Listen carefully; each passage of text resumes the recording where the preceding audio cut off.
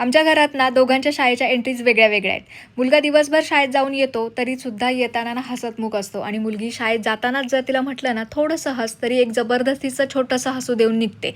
तर शाळेत गेले ना दोघं की असं वाटतं चला आता निवांत आहेत, आपण निवांत कामं करूयात. पण एक ना एक काम वाढून बसलेलं असतं. आपल्याला सुचत असतं की आता हे झालं की ते करायचं आहे, ते झालं की ते करायचं आहे.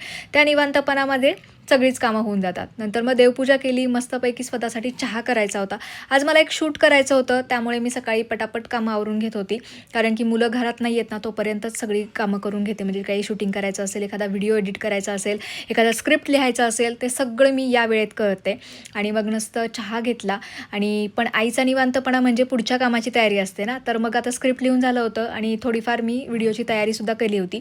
तोपर्यंत म्हटलं घड्याळात बघावं किती वाजले. तोपर्यंत मुलांचा येण्याचा टाईम झाला होता, म्हणून मग त्यांच्यासाठी छोटंसं स्नॅक बनवलं. बटाट्याची भजी बनवली आणि थोड्याशा तिखट पुऱ्या ज्या असतात ना कापण्या त्या बनवल्या. कारण शाळेतून आल्यावर मुलांचा पहिला प्रश्न असतो, आई खायला काय आहे? आणि मग दारू घडलं तर समोर हसतमुख असलेला माझा मुलगा.